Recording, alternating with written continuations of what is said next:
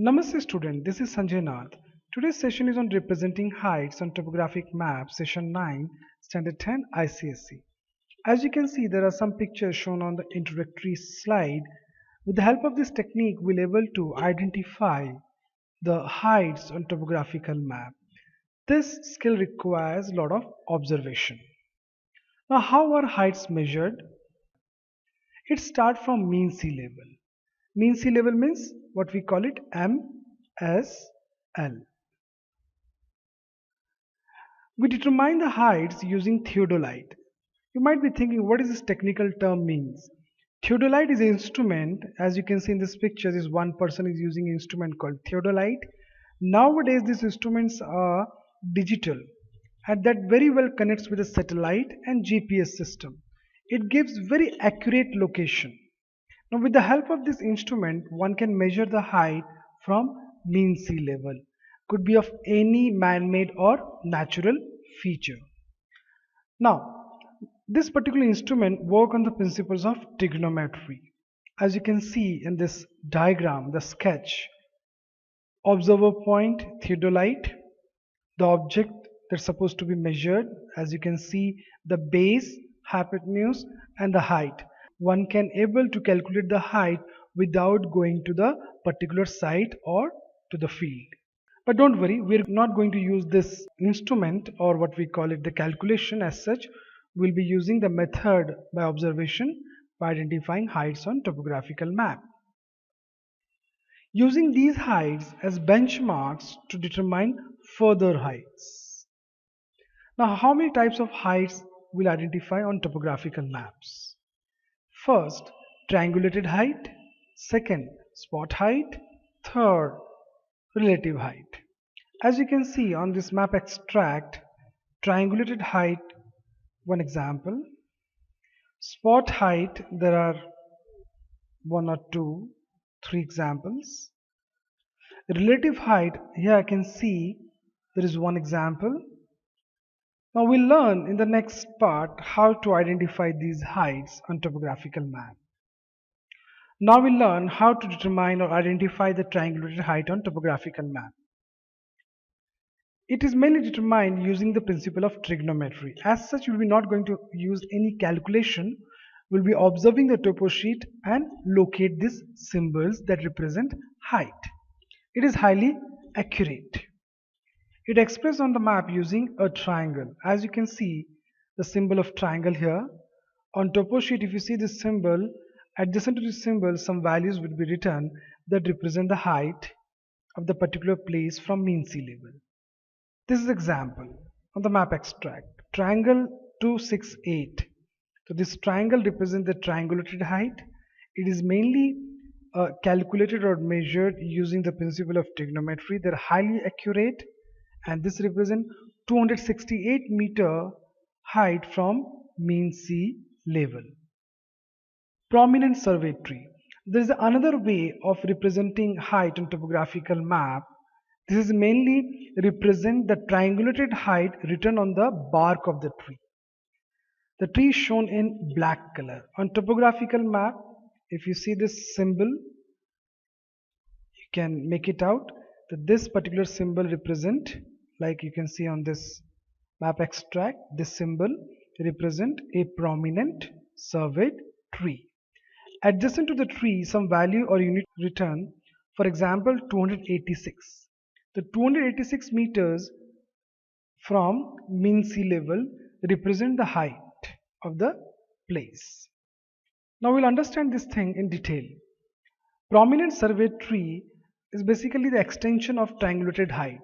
Reason, at all the places we cannot take the triangulated height, instead written on the bark of the tree using a copper plate, and this represented triangulated height. Benchmarks. Benchmarks on topographical map is shown with the help of BM. As you can see, it is written here in black color. BM is literally written on topo sheet in bold italics. BM. Now what is the purpose of this? BM represented triangulated height written on nearby rock or a wall or a pillar. As you can see, there is a picture showing how benchmark has been identified. This is a symbol to identify the benchmark has been written over there.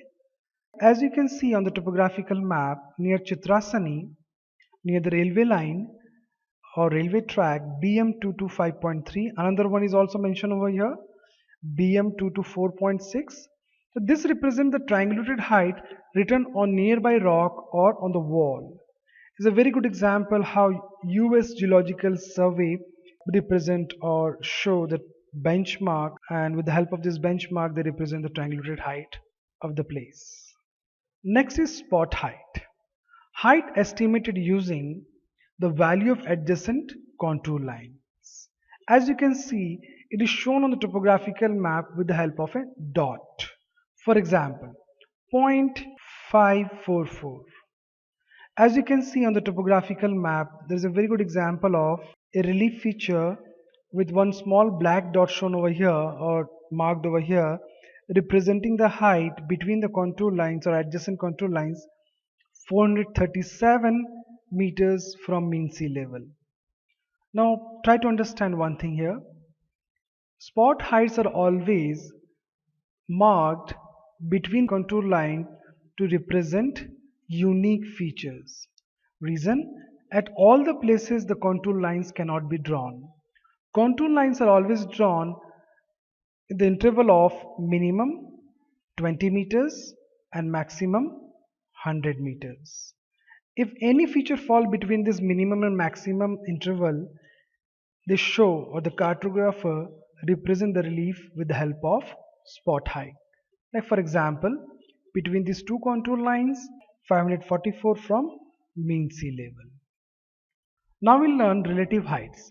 Relative height has been shown on topographical map for certain or selected features. Now this also represents height and depth both. Mainly the height has been taken in accordance with the surrounding. As you can see, the symbol that has been shown over here on topographical map, it represents with the help of R. R in bold italics, that represent relative height. As you can see on the map extract, very good example showing 8R exactly on the bank of the river, that represent a relative height. Example of relative height. Now we'll see for what features on topographical map the relative height has been marked. Symbol. If 4R in italics written on the bank of the river, it represents relative height of the river bank is 4 meters. As you can see on the map extract, a very good example, adjacent or on the river bank, 4R is written, that represent the relative height. Second example, this tiny brown dots represent sand dunes, and you can see on the map extract also these tiny dots, brown dots on sand dune, has written 12R. So 12R represent what? Yes, you're right. The relative height of the sand dune is 12 meters. The next two symbols. As you can see, there are many dry tanks on topographical map, and they're shown with the help of certain technique or features. As you can see, is written 6R, and 6R is written adjacent to the dry tank. As you can see, there are lots of black dots inside this dry tank. This represents sediment deposits. Adjacent to this dry tank on the map extract written 6R. 6R, the relative height of the tank embankment. This black line adjacent to the dry tank, dashed line, it represents a small check dam, or in topographical language we call it embankment. The relative height of the tank embankment is 6 meters. Now this is something very interesting. Many a time the student makes a mistake by writing the relative height. Now this blue dot represent a perennial line well. There are many blue dots on topographical map. As you can see in the map extract, there are many of them. But there are some of the wells adjacent to the well written in blue color. For example, this one 22R, it represents relative depth of the well is 22 meters. Please make sure that it is not height, it is depth. Thank you for watching the presentation.